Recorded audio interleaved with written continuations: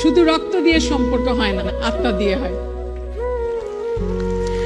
আত্মাটাকে বড় করতে হয় রে বাবা, মনটাকে অনেক বড় করতে হয়। সমুদ্রের মতো বড় মন নিয়ে তোমরা আজকে যেখানে দাঁড়িয়ে আছো, এখান থেকে যাত্রা শুরু করবে, এটি আশা করি তোমাদের কাছে।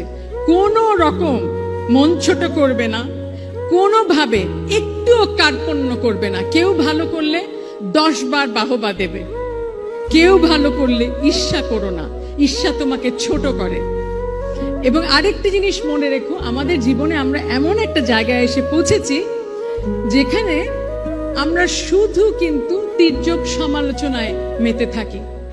সমালোচনাটাকে গঠনমূলক করো, যেন আজকে দাঁড়িয়ে সমালোচনা যেটা করছো, যাকে সমালোচনা করছো তাকে গিয়ে পর মুহূর্তে জড়িয়ে ধরে বলতে পারবে যে ভাই আমি তোমার ভালো চেয়েছি বলে তোমার জন্য সমালোচনাটা করলাম। কিচ্ছু জানি না কিন্তু আমরা, কিন্তু এক একজন এক একটা মহা আসনে আসীন হয়ে মনে করি যে সব জানি। এই সব জানা, সব বোঝার রাজত্ব থেকে নিজেদেরকে পরিত্রাণ দাও, একদম সামলে রাখো।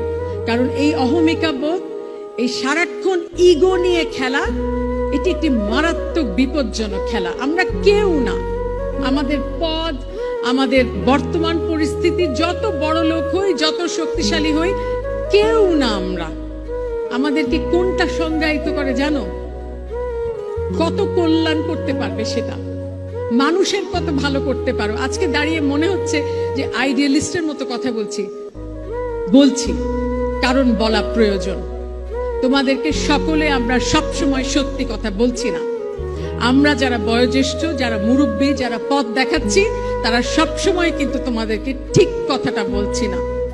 আদর্শের কথা বলছি না বলে কিন্তু আদর্শ হারিয়ে যাচ্ছে। বইয়ের কথাগুলো বলছি না বলে কিন্তু আজকে বই পড়ছি না। এই জায়গাটিতে কোনো কম্প্রোমাইজ নেই। যত পারো বই পড়বে, হ্যাঁ ভুল করবে, প্রত্যেকদিন অনেক ভুল করবে, কিন্তু প্রত্যেকদিন যাকেই তুমি বিশ্বাস করো, সে ঈশ্বর হোক বা মা হোক বা নিজে হও, প্রত্যেক দিন একবার করে নিজের কাছে, ঈশ্বরের কাছে অথবা মার কাছে অথবা বাবার কাছে ক্ষমা চেও। ক্ষমা চাওয়াটা ভুলে যাচ্ছি আমরা।